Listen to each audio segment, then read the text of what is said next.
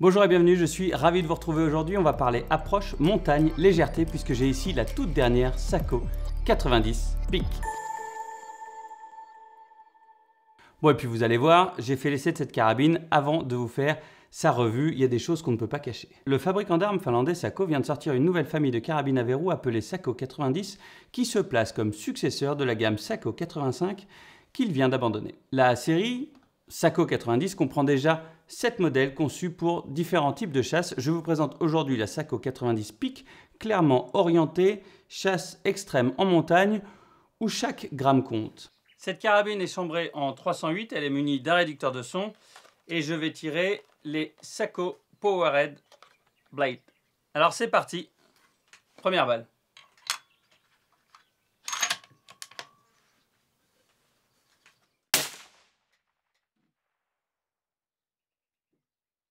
Premier truc, elle est réglée à la perfection. Il n'y a rien à dire, j'ai rien à toucher, c'est parfait. Deuxième chose, ça recule un tout petit peu plus que je pensais, j'ai intérêt à me méfier. Je vais maintenant tout de suite regarder pour essayer d'obtenir un groupement à 50 mètres. Alors bien sûr, quand on la prend dans les mains, on comprend tout de suite, cette carabine pèse 2,6 kg grâce notamment à sa crosse en fibre de carbone. On va d'ailleurs commencer par là, parce que si elle paraît toute simple comme ça, vous allez voir qu'en fait, elle n'est pas si simple. D'abord, cette crosse carbone est droite, ce qui permet un recul en ligne venant frapper directement l'épaule, limitant un peu l'effet levier qu'on retrouve par exemple avec une crosse à dos de cochon. Bon, pour l'instant, les deux balles se touchent. Un truc que je remarque, c'est que, évidemment, la culasse est superbe. Et alors, l'éjection, parfois, ça traîne un peu. Enfin, je veux dire, ça fait pas... Là, vous tirez dessus, elle gicle, mais elle gicle vraiment. Hein. C'est pas mal. Elle dispose d'un sabot amortisseur qui, je l'imagine, est aujourd'hui un indispensable sur toutes les carabines, et encore plus pour celle-là, compte tenu de son poids. Si on avance un peu, on retrouve une joue bavaroise permettant un meilleur appui lors du tir et une poignée à renflement de la paume. Au niveau de la crosse, il y a une bosse qui vient vraiment remplir le creux de la main, ce qui permet de mettre le poignet et la main dans la position la plus confortable pour chacun. Moi, c'est vrai que quand je fais ce genre de tir, j'aime bien mettre ma main comme ça. Mais là, c'est génial. Hein. Bien, 50 mètres, on a les 3 balles qui sont trou dans trou. Ensuite, si on continue, on arrive à l'avant du fût qui présente un dessous relativement plat, parfait pour l'usage auquel elle se prédestine, pour des tirs posés, que ce soit sur une canne de pioche, sur un sac ou avec un bipied qu'on peut venir attacher grâce à la grenadière. Est-il réellement possible de faire de plus belles promesses que ça? Je suis pas sûr. Hein.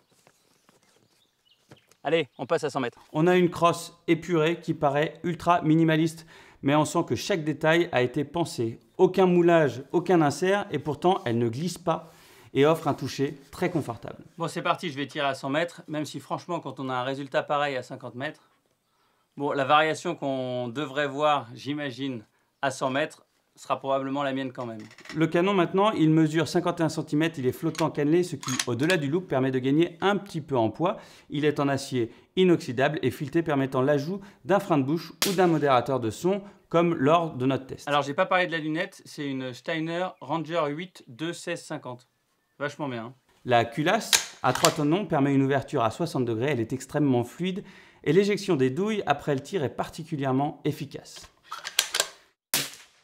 Si on passe en dessous, on remarque un trou au niveau du pontet qui permet de régler la détente sans avoir à démonter quoi que ce soit.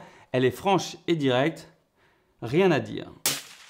Le chargeur amovible à double pile imbriqué est entièrement en métal et offre une capacité de chargement de 5 cartouches.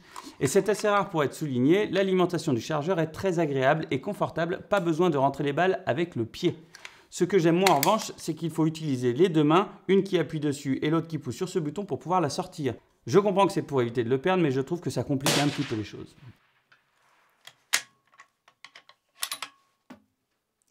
Oui, je me fais à chaque fois avoir tellement ça éjecte bien. Niveau sécurité, c'est du classique avec deux positions. Une qui permet de faire feu et l'autre qui bloque absolument tout. Détente et culasse. Un petit bouton juste devant permet d'ouvrir la culasse en conservant la détente bloquée.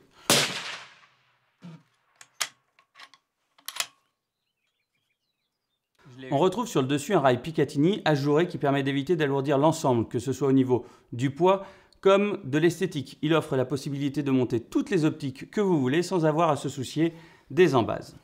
Super, super, super, super carabine.